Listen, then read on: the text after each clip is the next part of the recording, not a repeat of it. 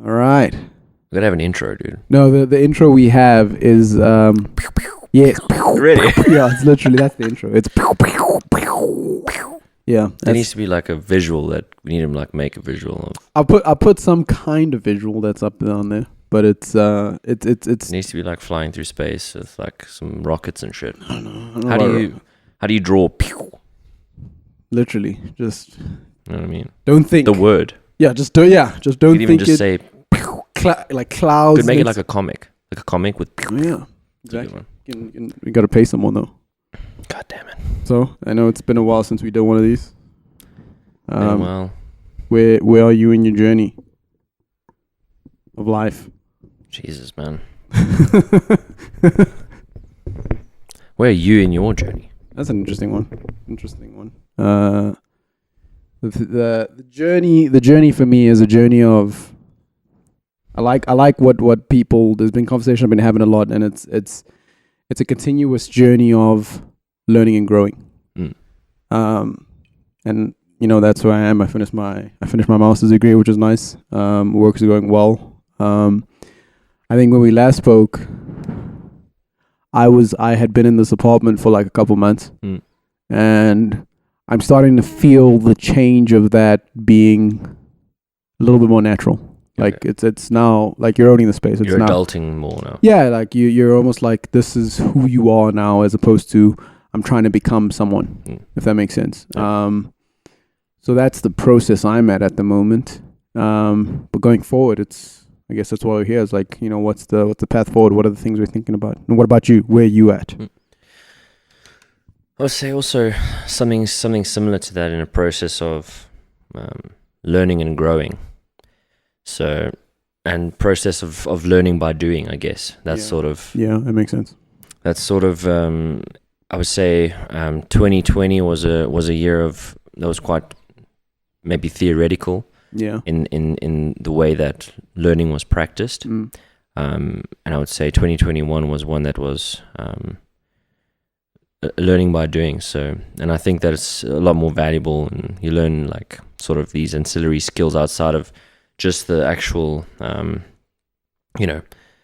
material, whether it's financial or marketing or whatever it is. You learn to engage with people and how those kinds of things, those engagements are actually more important, I've found, than the actual information. And I see it with dealing with people who are, not necessarily as competent as what they seem in that field, but their personality gets them Further along. Yeah. So I'd say the social lessons have been a lot more valuable than lessons that I've learned in the past in that respect. So yeah, I'd say probably just learning and growing. Isn't it interesting that like the things that are super, it's like the amount of knowledge you learn is all great, but it's more like these intangible, intrinsic things that are somewhat difficult to define. Like remember that book, Messengers. Yeah. And they had like a tough time describing charisma yeah, as an yeah, example, right? And like those are things that you just can't put you got to live them.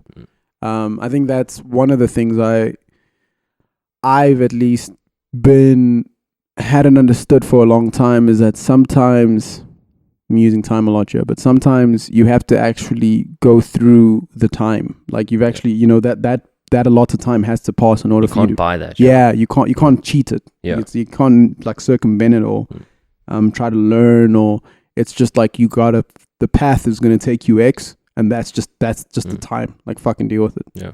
Yeah, I mean, like it's that sort of that X factor that people speak about. I mean, there's you can figure out exactly how Mark Zuckerberg started Facebook or how Steve Jobs started Apple, and you just can't replicate that. And there's so many variables that come into play, external obviously, but the variables of that charisma, that X factor of that individual, like opened up so many doors that there's an infinite amount of sort of possibilities that each person can take. And so you can't, even though you might try and mimic the path that they took, you can never actually replicate it. Yeah, because you got one that's your own. But I mean, like when you like, to add on to that, don't you think when you look at your path, when you look at your path and you it's something you've always said, right? Like if you want to be a billionaire, as an example, like you're not actually fighting against, it's not a 1 to 10 million type scenario. Actually, yeah. You're fighting with a whole lot less people. So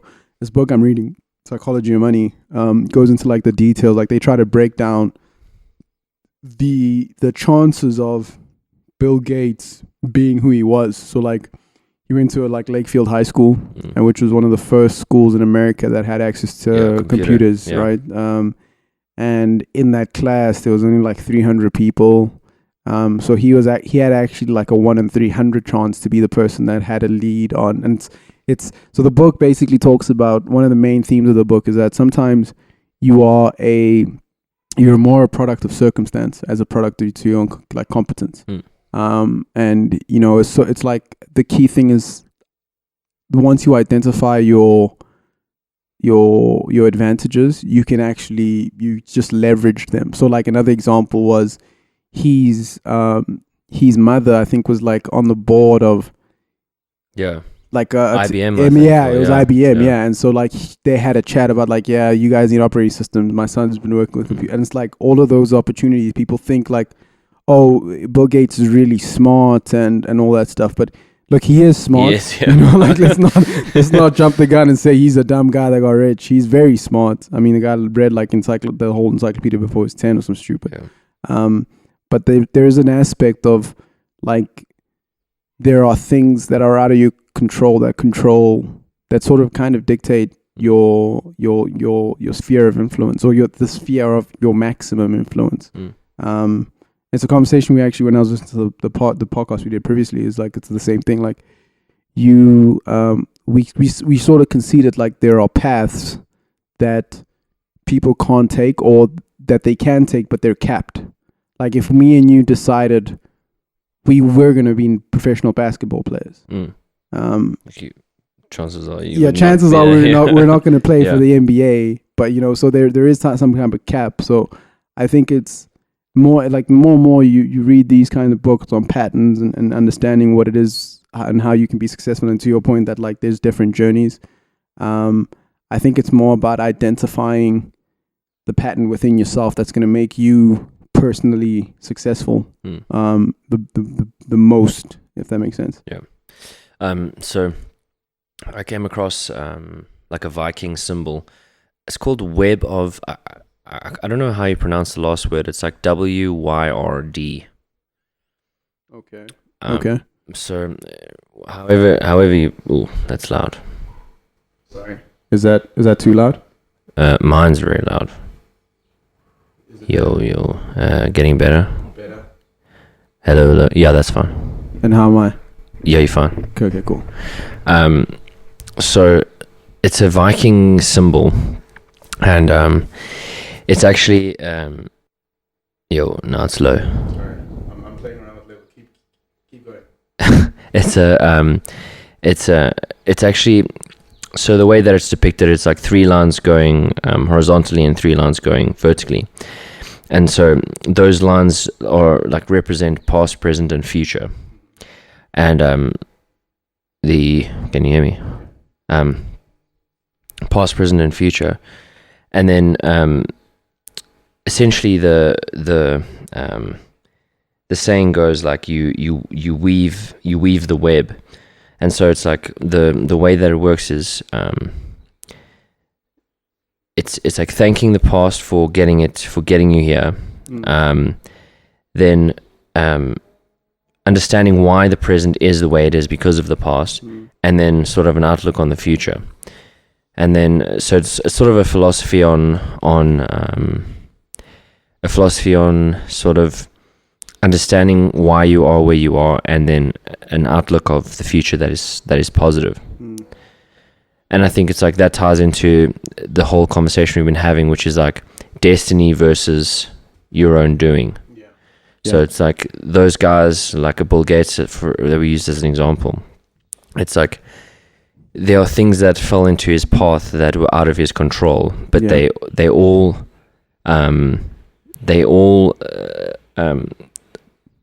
were in a way that aligned him to that place. So like it made him get there, and they were not necessarily out of his own doing. So you got to kind of ask yourself, like, what are the things that are lying in your path that sort of put you in that place? And what if it's the one that you want, or what if it's the one that you don't want? I think I agree with you, and I think that's why I talk about that point of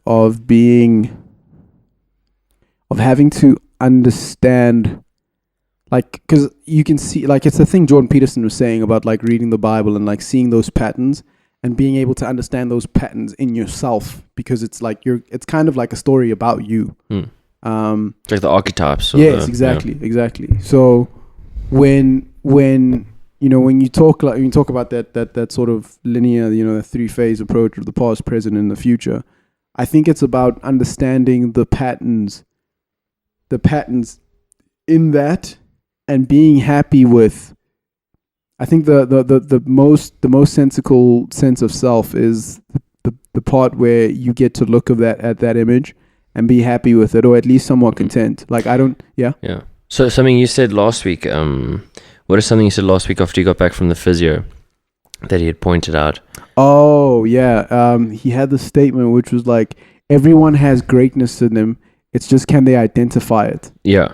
So can they identify? I would say, like, can they identify the opportunities as well? Yeah. So it's like sort of going back to the conversation, is where it's like there's an infinite amount of, like, every decision that you make opens up a huge amount of pathways, and that's what, like, something we spoke about Alan Watts before, where it's like a book opens a door. It's like, because it educates you. It's like you get a master's degree in finance or whatever, and it's like you might just think it's a piece of paper, but that's opened up an entire different experience of the next 50 years of your life, kind of thing. So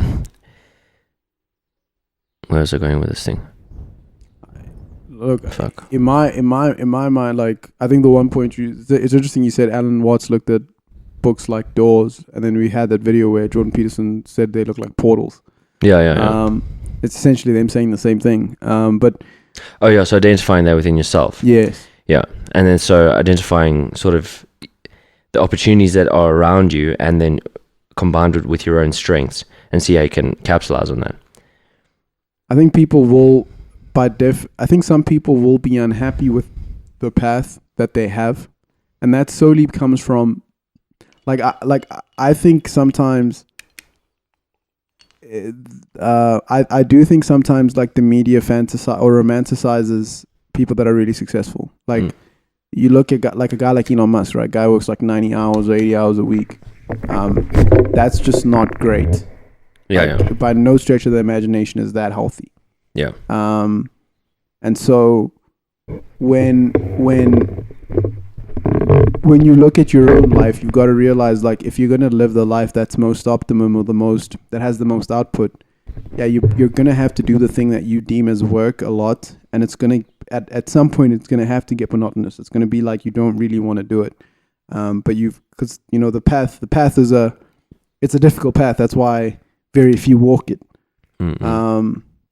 And I think it's just about being able to identify that in yourself. And I think media perpetuates this thing of, oh, it was easy for LeBron James to be LeBron James, or it was easy for Michael Jordan to be Michael Jordan, or it was easy for, it's like, oh, they just have it. And it's like, not really. Well, it kind of goes down to the conversation we had a while back, which was like, what does happiness actually look like?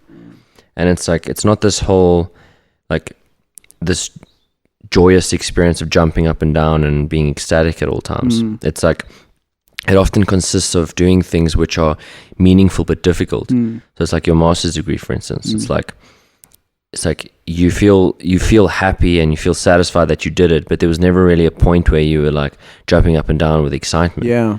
But you feel good, and you feel with something that resembles the word happy. Happy, yeah. And so I think that that's also something that the media make a mistake of portraying what happiness actually is.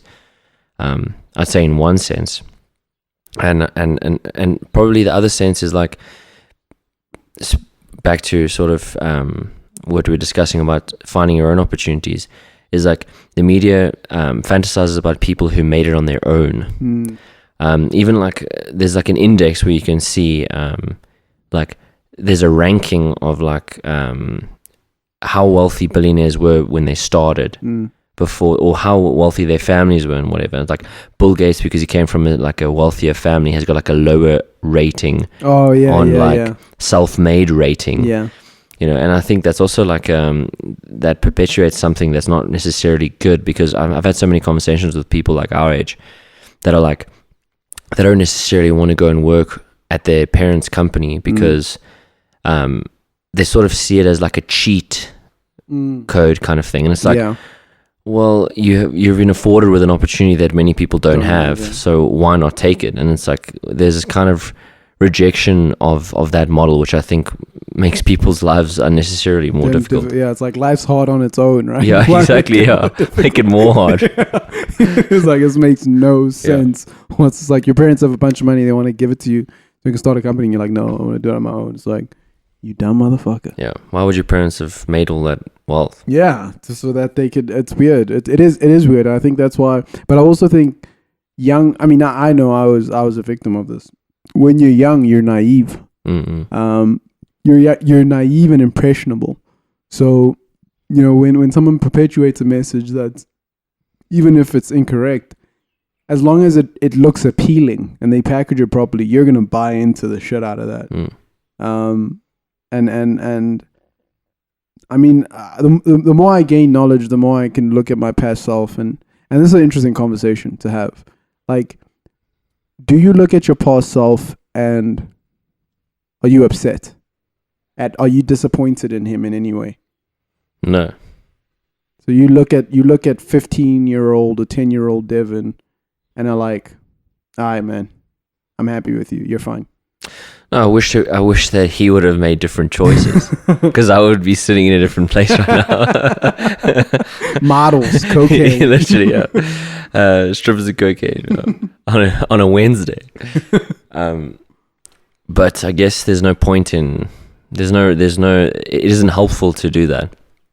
I wouldn't say it's not how. I always, because you know me, I'm very sentimental to my life in general. So, when I look at my younger self, and I love always staying true to my younger self. That's something a lot of.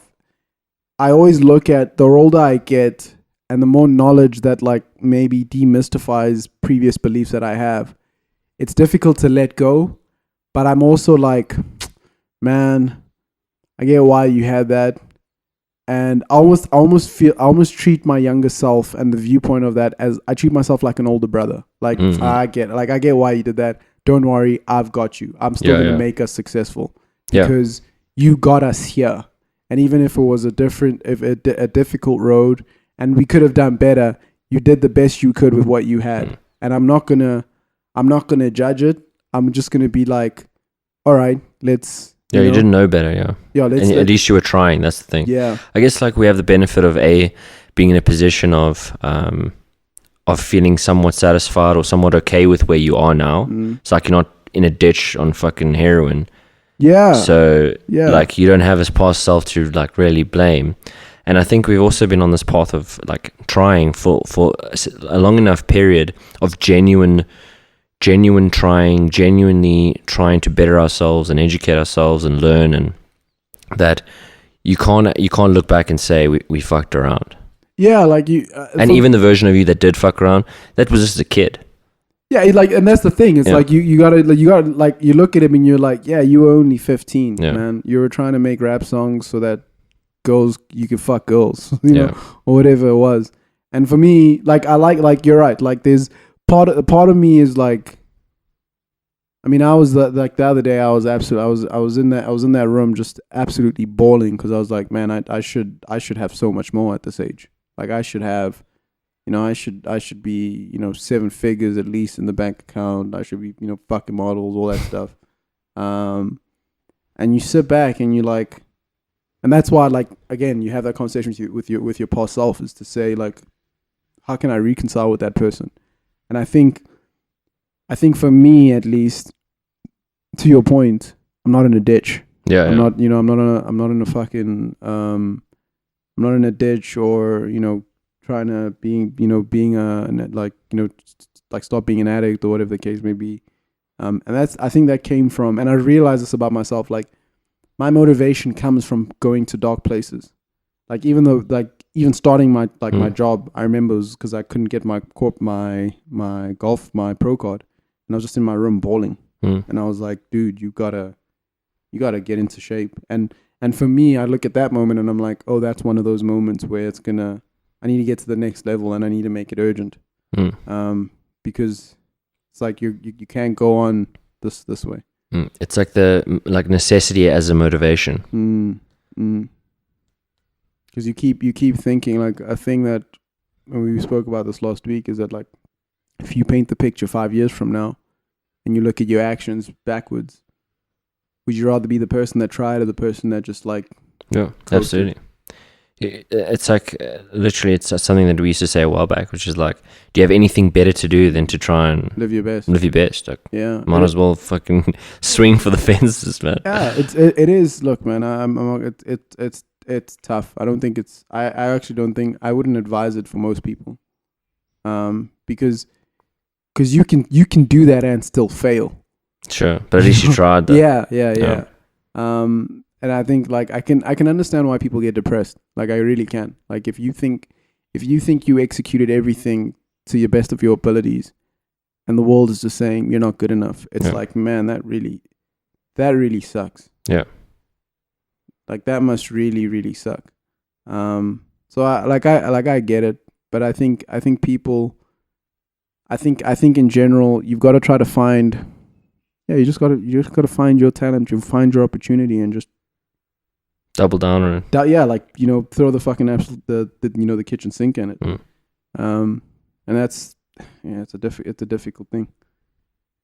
But the more you think about your path, and you think about yourself like 5 years from now, is it just more of the same in terms of growing, or do you feel you need to do more growing?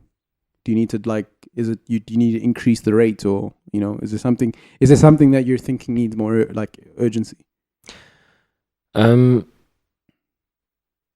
necessarily. I would say the main thing is consistency. It's kind of like going to the gym. It's like, with respect to learning, I have a bad habit of doing things like diving deeply into something for a short period of time and then sort of losing it for a little bit and then diving in again. So it's like training 5 hours a day for a week and then not training again for 2 months, and then gymming 5 hours a day for a week, and it's like you're never actually going to get there. Like you may have put in, like 30 hours of doing it, but it's like, would rather put in an hour a day for 30 days. And I think that consistency is a lot more valuable. It's like literally like going to the gym is a good analogy. It's like allocating time, executing that time well, consistently and often. And I think that's probably the best model going forward. I can see why people that start, I understand why, if someone wants to transform their life, the first thing they need to do is go to gym. Because it teaches you so many fundamental principles to success. Stick to it, have a routine, all that stuff. Yeah. Oh man, even the classes and stuff we've been doing, the Muay Thai head house, high intensity classes, sometimes you're 10 minutes in the class and a part of you is just like, I fucking don't want to do this. I want to leave, and I don't know if I can finish it. And then you push past that little voice that tells you to bounce, and then afterwards you feel fucking great because you're like, I won. I beat that little voice that was trying to, and it's sort of that self-overcoming that you need to do constantly in your life. That's a growth mindset, right? You know, because even the way that you word that, you say that little voice, it's like you're trying to, there's a little thing in you that's wanting to get bigger. Oh yeah, absolutely, yeah. Bigger in the sense of more money, or I just want it, you just want to be better. You just want to look at yourself, the previous self, and be like, haha, better than you. I got you. Yeah. Yeah. Because that little self will fucking destroy you. There's a laziness, or there's I don't know. That's something I'll never forget. You said is, we forsake difficult things for the sake of ease. Yeah. And that's, I think people. That's such a devil, man. Man, that phrase for me is it always hits me, because it's like you don't get to the positions of power by being chill. Yeah. And just being like, yeah, it will come. Absolutely. And it's like we had that discussion where we're in a world of so many distractions that it's so easy to sort of just defer that one task, but you just keep deferring those little tasks every single day, and that little responsibility and that thing that you should do, and you can, distract yourself so easily nowadays. But that compounds as well. Yeah, but that's the thing. That's where it's this like insidious thing that crawls into your life, and you realize like, how the fuck did I get here? And it's like, yeah, because you've been sitting and watching series every day, like instead of you spend 2 hours a day for the past 2 years watching series, and like, okay, how many hours is that of unproductive time?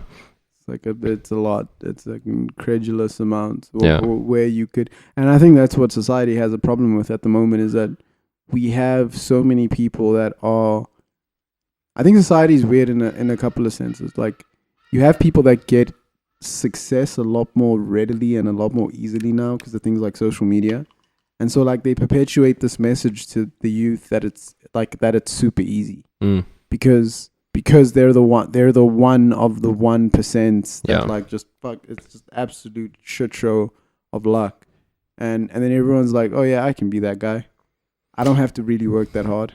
Yeah, it's easier than ever before, I would say. From the internet, from like the opportunities that internet opens up, but it's obviously highly competitive as well, because once the barrier of entry is so low, it's like anyone can compete. Do it, But isn't that infuriating that like you're not successful, even though it's by your definition it's fucking easy? Yeah. It's like, why aren't you a millionaire? Fuck you, guy. Yeah, but I mean, it's like we in a society where we're not taught, we're so used to instant gratification that we're not taught about, sticking with something for a long period of time. And that's just the distraction conversation. It's like people who started businesses like 30, 40 years ago, they didn't have opportunities jumping at them constantly all the time. It was like they found an opportunity where they thought that they could make it, and the other ones just didn't look so great. There wasn't these like sparkly, get rich quick things fucking smashing you in the face 10 times a day.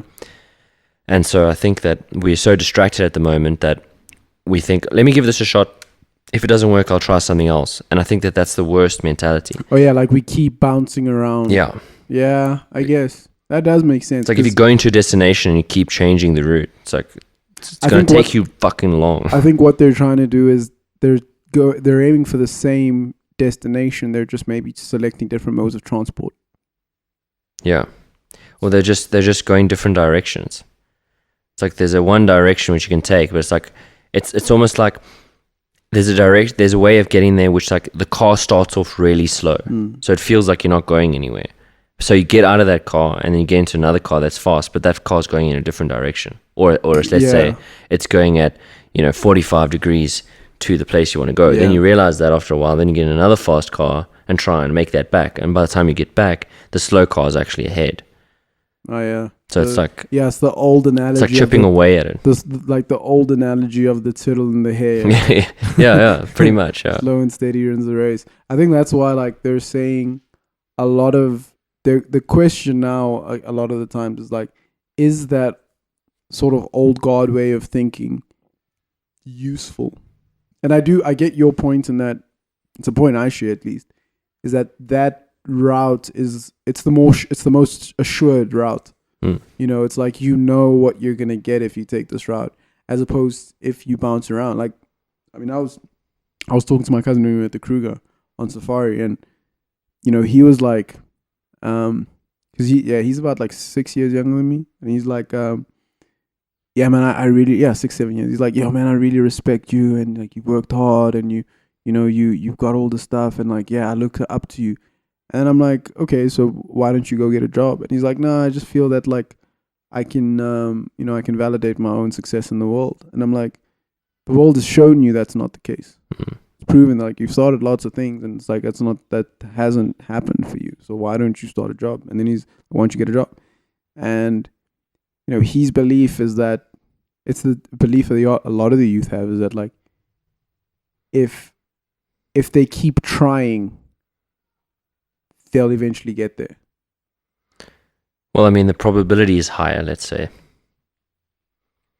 Yeah, I guess, but it's I think it's the point of that is the right. I would say that is the right mentality, because it's fucking hard. It is, but that's the point. That's the problem with creativity. Mm. Is that like, if you're right, by all means, you're gonna be fucking right. Yeah. But if you're wrong, Jesus Christ. Yeah, and there's a 99% chance that you're wrong. I wouldn't say 99, but there's like a high percentage, because it's the thing about, the more and more I think about creativity against competitiveness, creativity to some degree becomes competitive. And if you don't have the intrinsic qualities of being competitive, you're gonna lose. So you can't get away with just being creative. Yeah, absolutely. That's a fallacy that the youth have. They just like, I can just make up shit and things they'll go down well. And it's like, not really. It's not how it works. Yeah, it's because they need to fit into a system that operates. I mean, that's kind of where the whole crypto and metaverse world is sort of coming into play, because, like, to your point, like, those people, the things that they're creating don't have any value in this world. And so it's almost like the younger generation is trying to create a different universe that exists where that can be validated. So it's like the whole, like, if you think about it, it's like the whole, crypto land world was basically like they synthesized a get rich quick thing. Yeah, you're right. Thing.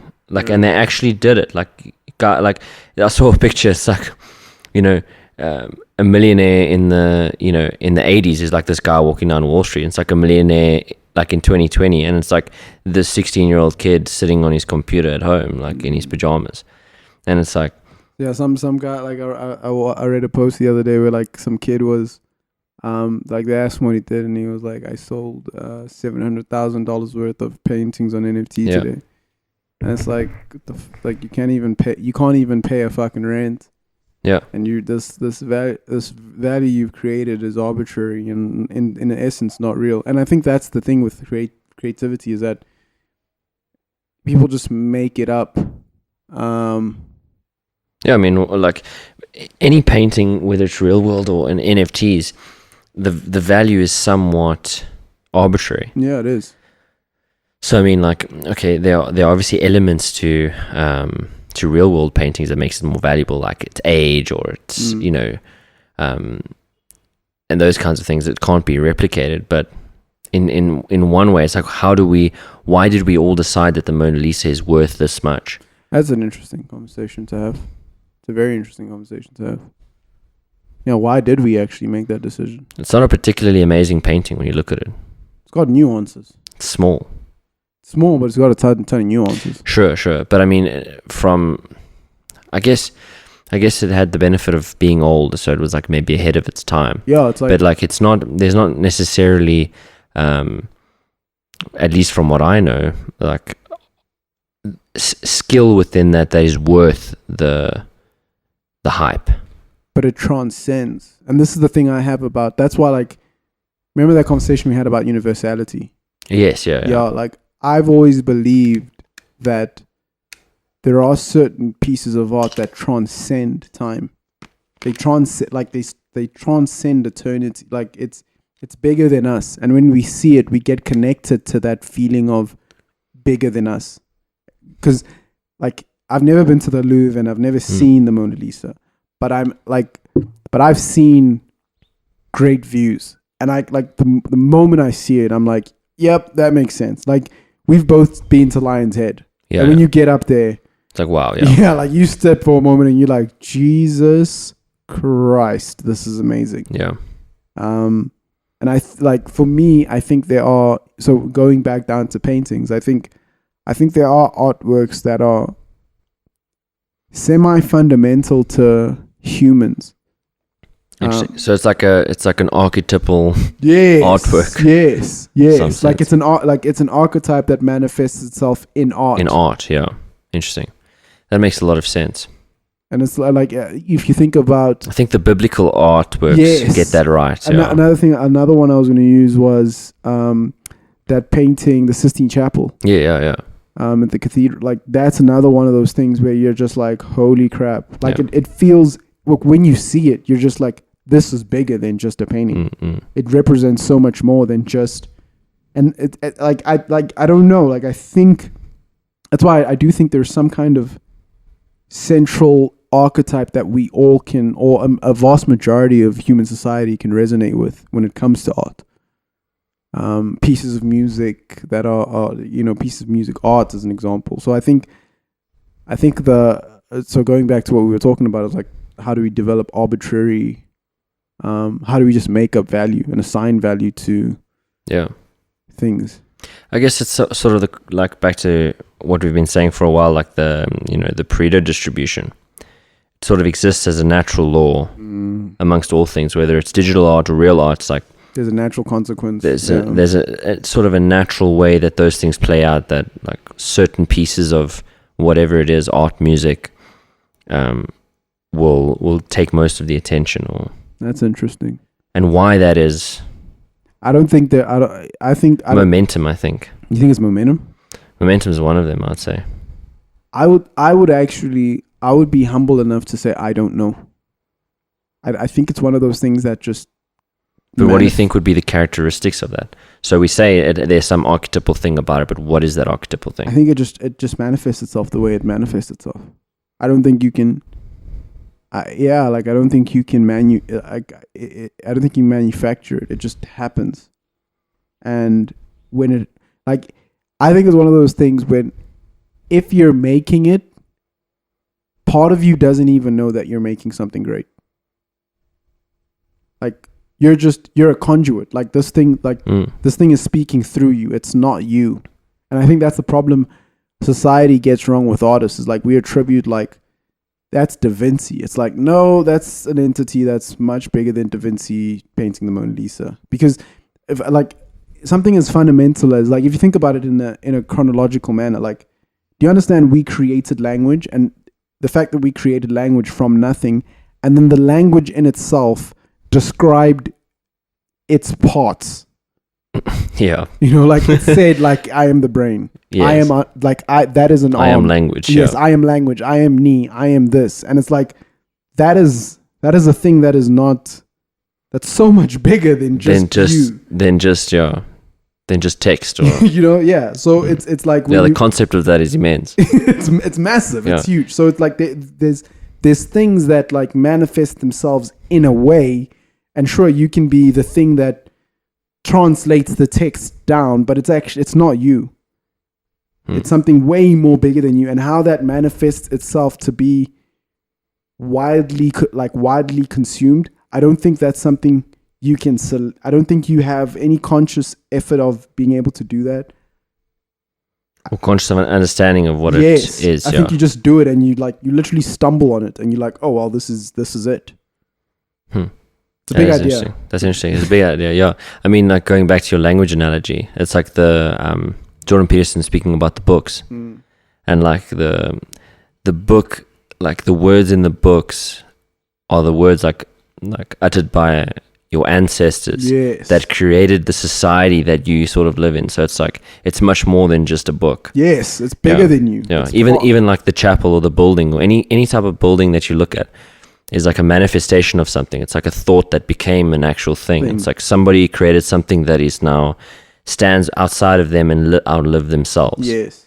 So that's why, like, any sort of great feat is something like that, and it's always bigger than the person, which is interesting. It's like, it's never great. It's never the person that is great. It's the thing. Yeah. Yeah. I do think society. I think society like Russell, as an example, when he said he took that DMT trip. Yeah. And he said, like, he felt like that's the place that some of the the theory of relativity comes from. Okay. Like, when he was there, he was like, he felt like you could ask for something to take back, but it's like you couldn't. Yes. Yeah, in some way. Yeah. And I think, like, I do think that there's a connection to that kind of consciousness, if that makes sense. And that consciousness is not. Yeah, I don't think you can reason with it. I think you can maybe ask nicely. Yeah, beg. Yeah, you can beg. Like you can, but you've got it can decide not to grace you. Interesting. Yes, it's like it's probably like the reason why musicians nowadays make music on drugs, because it's sort of like they're trying to access that space and let it manifest through the music. Yeah, that makes it. And I think so. The point I was trying to make is that when you get someone like a Michelangelo or Leonardo da Vinci, that they make a couple of those, they start maybe, and I think it's warranted to be able to say, maybe we should look at him and figure out what he was doing, and not the art, yeah. Because we know the art's great. Yes. So, but like He's the person. Like there's something there. Like there's something interesting with guys like Sir Isaac Newton. I mean, the guy was 100 years ago. It's like we're still using principles that guy drew up hundreds of years ago. Yeah. It's ridiculous. No, it's insane. It's nuts. Like this guy created bro, an apple dropped on this guy's head, and all of a sudden he found how gravity worked. It's like, what? That makes no sense. Yeah, in mathematical form. It's like that makes no sense, and it's so we look at that's why I always found it. Like last year, I got really interested in like understanding the greats, because I'm like, there's got to be a pattern here. It's got to be. It's got to be some kind of pattern that they have, because they've done things that are like.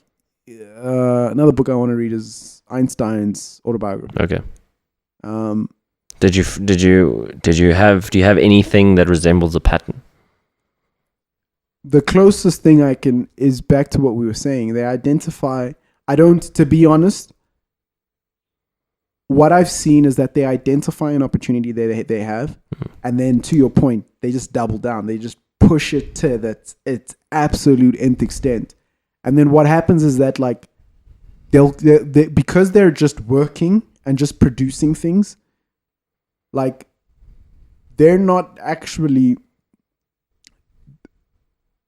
Their job is output, and then they create so much that in the post-mortem of what was done, we identify something in there that is just so, like it's so profound and so big that we're just like, holy crap, how the hell did he come up with that? And it's partly because it's all they did, and they understood, like they got into so many layers of it that they were able to give it to you in such a simplistic form that made you understand all the layers. So it's like that statement about remember that we were talking about earlier today, the guy that was talking with Sam Harris and Jordan Peterson. Where it was they're guiding stories, like their stories and they're guiding. It's like, how can someone takes like there's like probably like 6 hours worth of the footage between those two guys arguing, and then one guy comes and like summarizes in 2 sentences, and even when you see that, you're like, man, that is just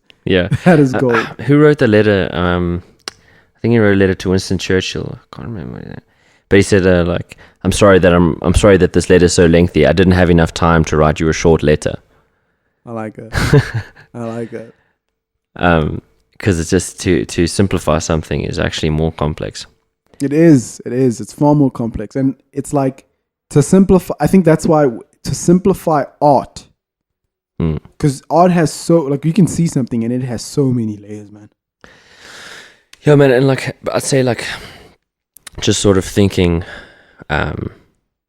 while you're speaking, another common thread which you generally see in those kinds of people and successful people in general, is that they don't necessarily attribute the success to themselves. They always attribute it to something higher, whether it's God or whether it's like universe or something like that.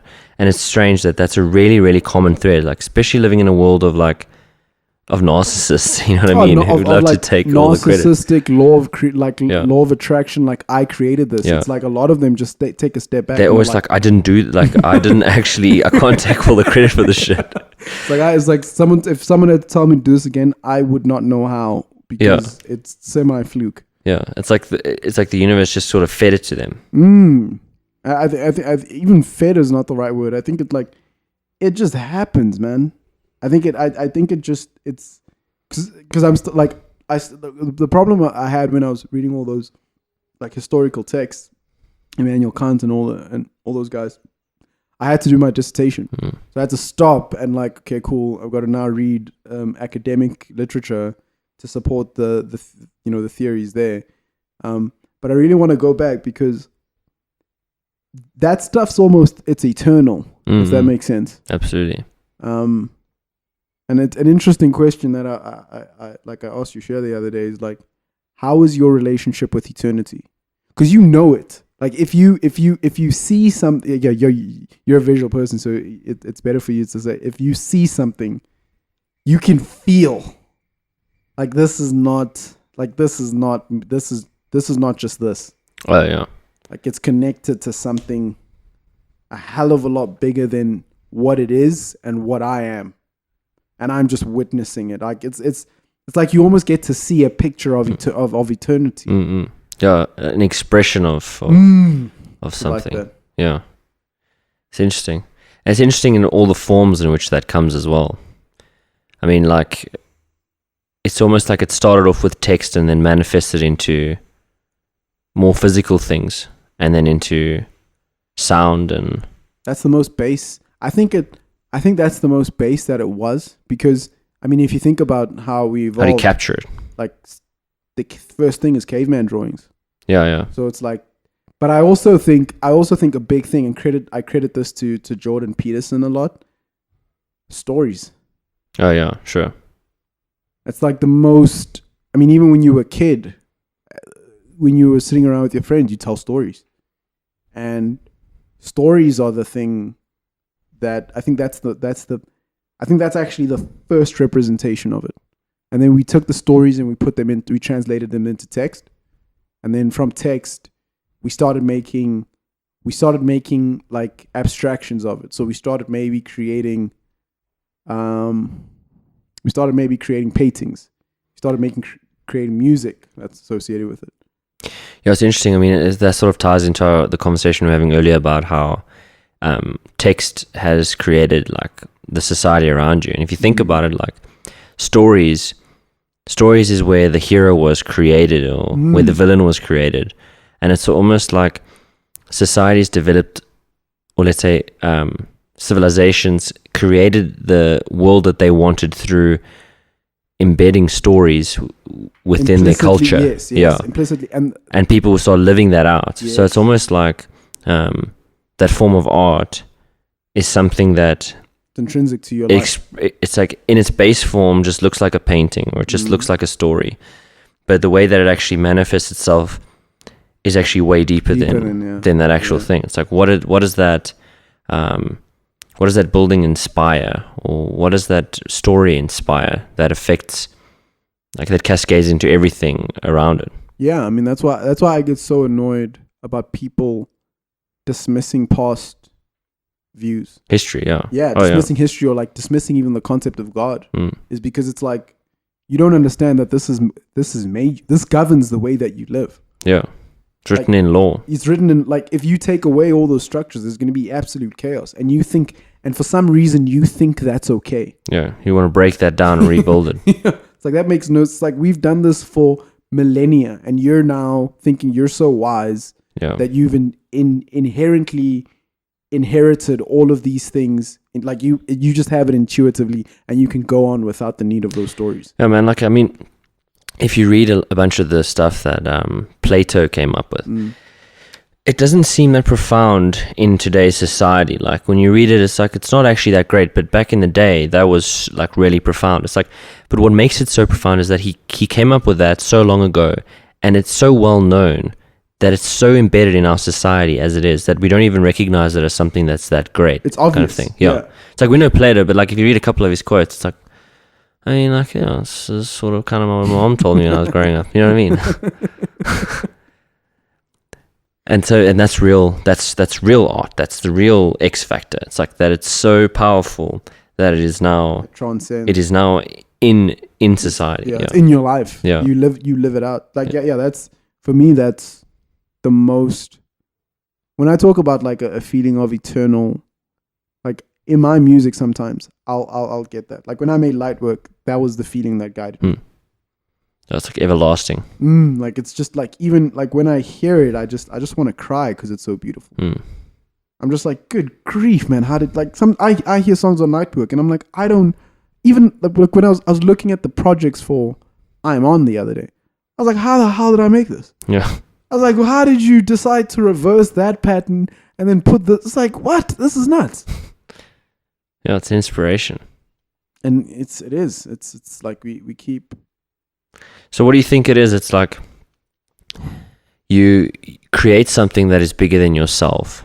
So it kind of means that you need to be bigger than yourself in some sense. You're intrinsically are. It's how. Like, so it's like let's simplify it by relating it to your music, for instance. It's like, what would be the reason why you did something that is different? It's that you don't even know the rationale behind it. Because it connects. So I'm sorry, it's like I just have the answer so ready. Yeah. It connects you to everything that is you and that's ever made you what you are. So it's like, okay, which is also connected to everything else. Yes. Which makes it universal. Yes. So it's like it's like a concept that Christianity tries to propagate. It's like you are the son, but you also adopt the characteristics of the father, which is, for lack of a better word, that's your direct father. Yeah. But because of all of the things he's had to be him, he's almost got the creation of him already has all those structures. So you have him in you in any way. Yes, yeah. So as you go on, you're sort of... It's a connectedness with that in some sense. Yes, you're an extraction of that, but you're also living out your own life. So so the way I look at making that art, for some reason, one of the things that the common themes, and I was always afraid of it when I was making it, when I heard it, when I was making the music, there was one time I got high and I had a trip. It was like, I felt like a child. I'd hear a song and I felt like a child. And for me, every time I hear, like I'm On is one of those songs. Told You So is one of those songs. I hear all of me, and not just me in one. If that makes sense. Yeah, at a certain time of your life. Yeah. Yes. Interesting.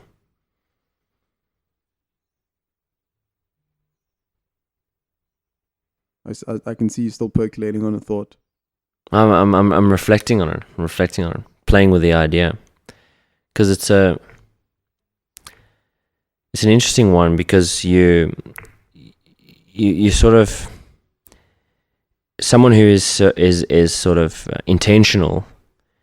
You need to, and you want to develop something like that intentionally. It's almost like, how do you do that? There's sort of an inspiration that comes from a state of mind, and it's sort of like you need to be flowing somehow. And it's as an intentional person, like, what does that look like? How does that how do you access that? I think you give yourself to something. I think you bigger than you. Yeah, you do it. You do it with the intention of knowing where you want to go, but not knowing how you're going to get there. Do you think that everyone wants this, or do you think that it's only a few people? Ooh, that's an interesting question. Like, does everyone want to build something everlasting and bigger than themselves? I think I'll never forget. I had this one girl. I was in grade 7, and I was in a play. And I was like one of the dancers, and got off stage. And she was like, wow, that must be really, like, that's so intimidating. You went up there and dancing in front of all this crowd, and that's great and all that stuff. And it's like, that must be so hard and like so difficult for you to do. I'm like, no, I love it. I relished it. And she's like, no, I could never do that. I think there are people, I don't think everyone's built the same, to be quite honest with you. I think there are people, there are two kinds of people, and I'm struggling to figure out where I am in this pendulum.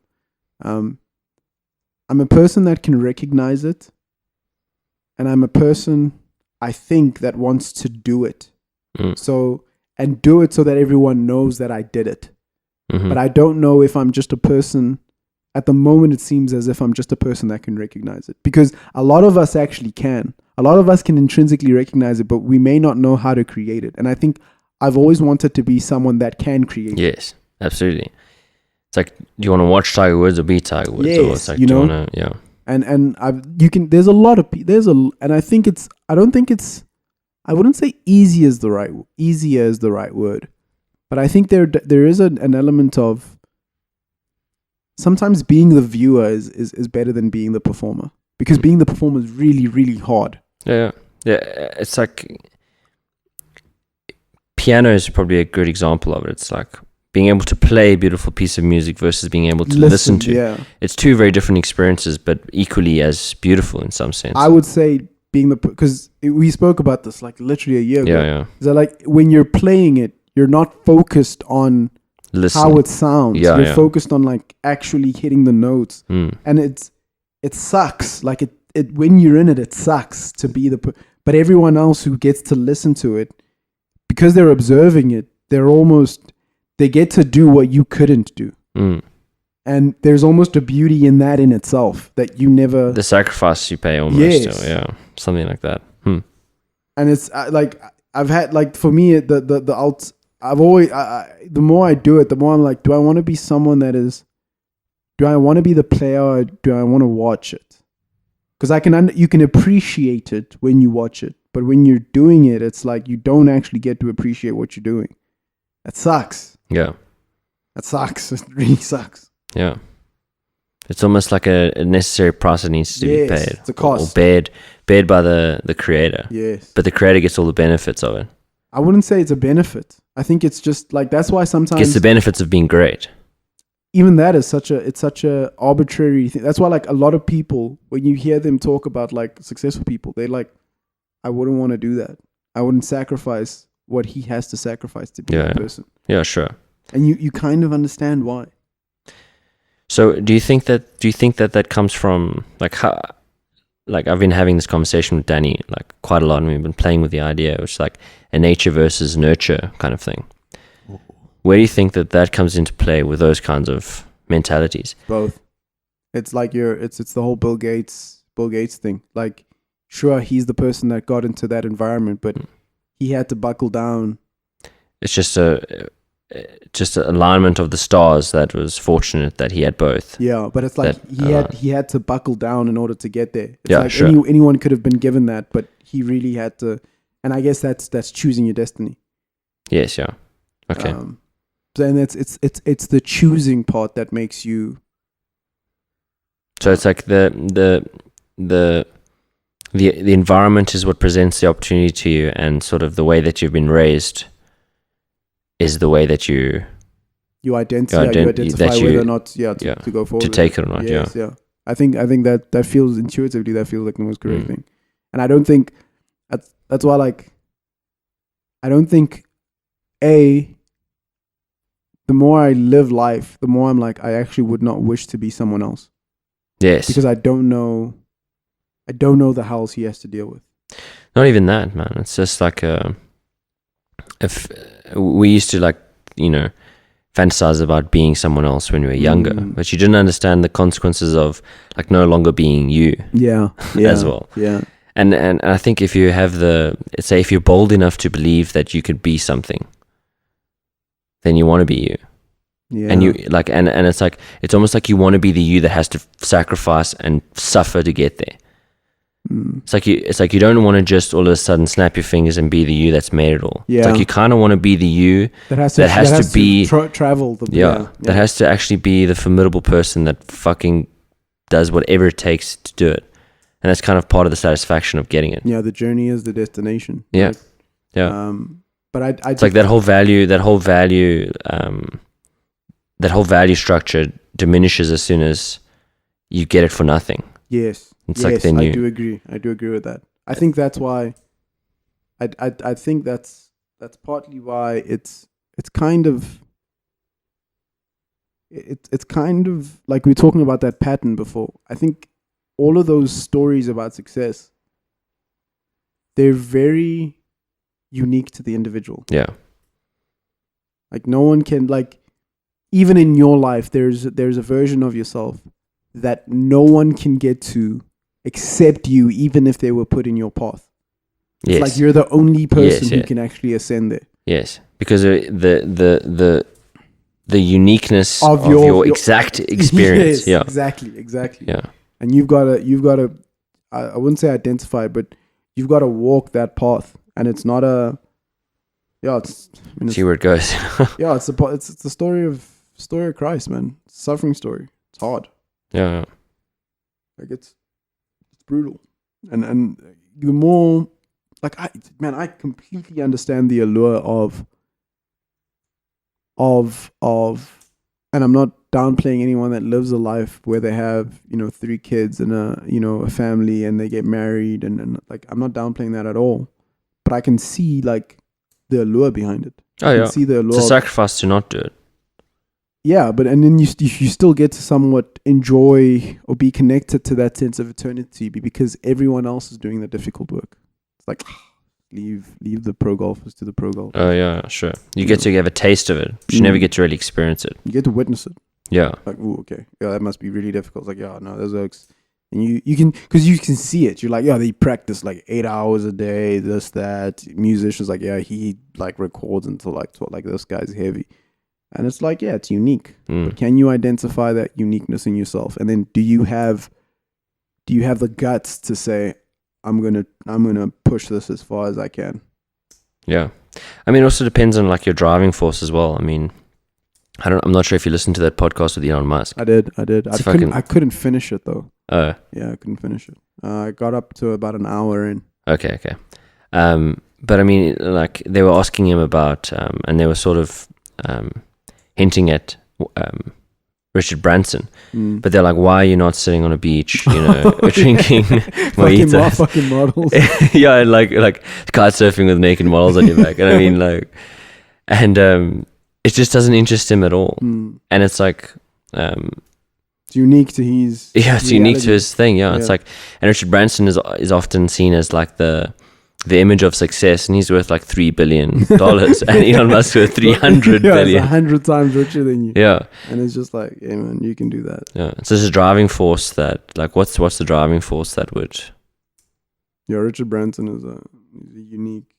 But yeah, to your point, I think it's so intrinsic in the you, that, and it's a conversation we've been having with Yeshua, coincident, like, funnily enough, trying to figure out like. One of the things you'll realize when you ascend the corporate hierarchy is that you get less and less positive external validation. So you don't get people telling you you've done a good job. Okay, because you're usually the one that has to say it.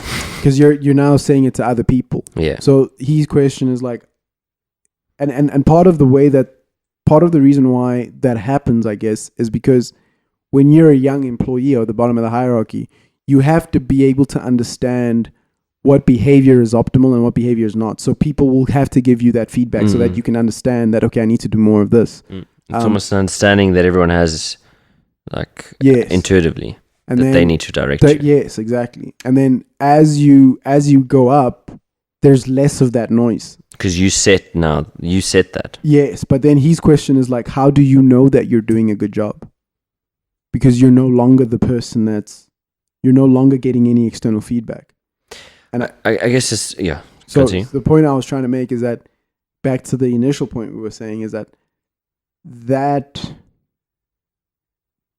internal driving force stems from a place that is it's internal. It's so internal that like you can't, it's like your own little temple. And you've got to know it intuitively, and like no one can question you, because you've got to be a leader. You've almost got to go against the grain, and you've got to believe in yourself in order to do that. And it's kind of risky, but it's also the thing that makes you you. It's, yeah, it's why you have the position of power. Yeah. That's kind of what I was going to say. Is like the person that you were got you there, so it means that those principles were the good ones. So and yeah, I mean, to your point, I even had that discussion the other day with Danny when we were talking about Elon Musk, and it's like the kind of person that. Like if you look at him and so many of the successful people, it's like they were never really the people that saw a conventional role and then were just better at it. Yeah. It's like they built a new role, and they were so different and so out of the box that they sort of created new environments where they flourished. Yeah. And it's sort of like, okay, if you have to like, and they pay the price of being like outcasts of that. And it's actually something that Peter Thiel said in that 0 to 1, which was like, the typical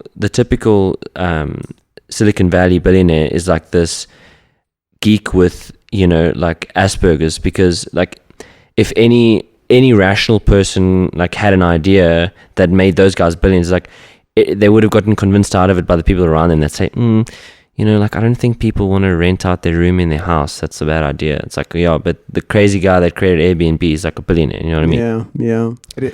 Yeah. It is the weird, and it's like having a conversation about like, how do you draw the line between insanity and being creative? Yeah, because you outsource sanity with the people around you in some sense, but it's like you don't want to be like them in another sense. You want to be different. So how do you orientate yourself when there's so few people, or almost there's no one that is you, that is going to live out you? So who do you actually listen to? You've literally got to create it. Yeah. And who do you listen to advice? Yourself. And you got to be bold enough to fucking probably lose everyone around you. That's hectic, that's bleak. Well, that note, guys, we'll see you next time. I think I'll kill myself, Joe. Yes, that's bleak. But I do get that. Like, I really do get that. Like, you've got to reject social norms. And you've got to, in a sense, you've got to have a sense of ego. But I think that ego has to be bigger than just yourself. Yeah. And I think if you do that, then you'll be fine. Because if you get caught up in this, if you get caught up in the sense of you being associated to what you're trying to do, I can see people going a little bit pear-shaped. I can see things going pear-shaped. Because sometimes the world doesn't validate itself the way you want it to. And that's the thing about like, so that book's like the Psychology of Money. It's like, it's really crap that we don't get books written about the losers. Mm-hmm. We get a bunch of, like, we know about the guys who won, and it's like, yeah, there's a bunch of people who also thought like that, but they didn't get the, they didn't get the because you're lost. Because you're lost. You're lost. Be better. The book is called Be Better. Coming out next week. It's a coloring in book. Yeah, man, I think it's tough, and that's for me when I look at we're talking about that pattern of eternity, right? It sometimes punishes you because Da Vinci, even in his lifetime, I wouldn't say he was poor. He was just a regular Joe. Yeah.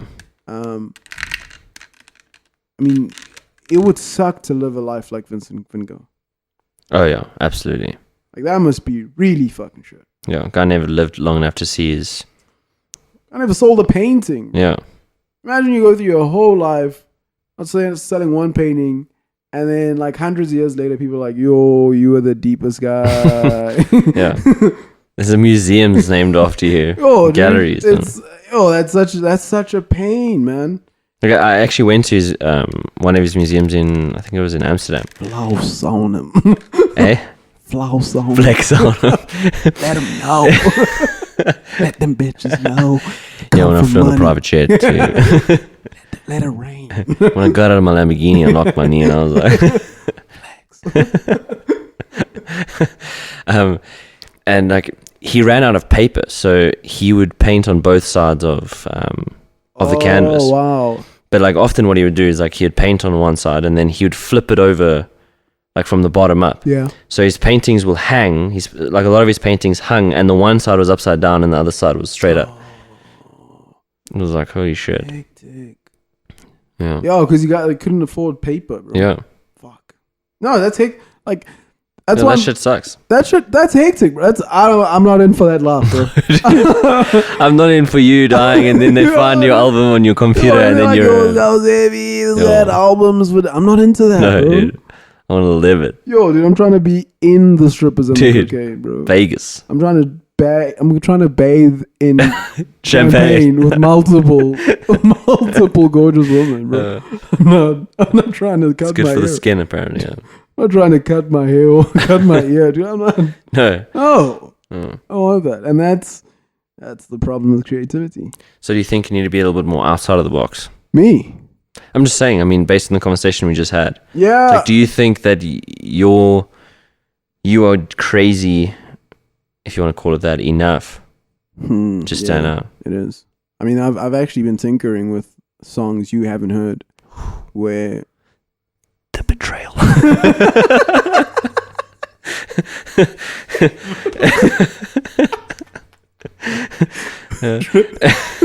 The deception. When we were friends. Okay, and like, it's weird. Like, I'm literally painting outside the lines. I'm like, okay, this is not conventional at all. Okay. But I'm going to do it. I've got to pave a path that's not there. Yeah. And that's the thing, is that, like, I mean, even when I had this with my cousin, like, we were on safari, I was like, yeah, you got to do something new. And he was like, yeah, man, you have to, why create something that's out there? Yeah. Why create something that's already known? Like, if you've got to push the envelope. And if people don't listen to it, that's okay. Yeah. At least to the point, at least you went for it. Yeah. At least you did something new. You did something different. And so, yeah, a lot of the songs I'm making now are like, it's almost like it's borderline uncomfortable to hear. Kind of has to, yeah. But they're deep. Yeah. I mean, like Peter Thiel always says, a competition is for losers. Yeah, exactly. And I think a lot of creativity is such a punishing thing, and you don't know, unfortunately, whether or not you're doing the right thing. It's got to go with what you feel, I guess. Yes, it's kind of that. It's intuitive. It's that thing we spoke about. It's like, oh man, I'm actually, like, as you saying that, I'm just like, it's so. Get comfortable being uncomfortable. It's not even. I wouldn't even say that, man. It's get comfortable. It's get comfortable with you. The unadulterated version of you. Interesting. And that you is by definition gonna be outside the lines. And you've got to be comfortable to say, I'm drawing outside of the line and I'm doing it intentionally. And I'm gonna do it so well that other people are gonna see it and they're gonna also want to do that. You'll allow me to do it, yeah. Yes. And not even you'll allow me. You'll actually try like to you'll like it and you'll try to mimic me. And it's, I think it is uncomfortable. It's definitely uncomfortable. Because I have no idea if anyone's gonna like it.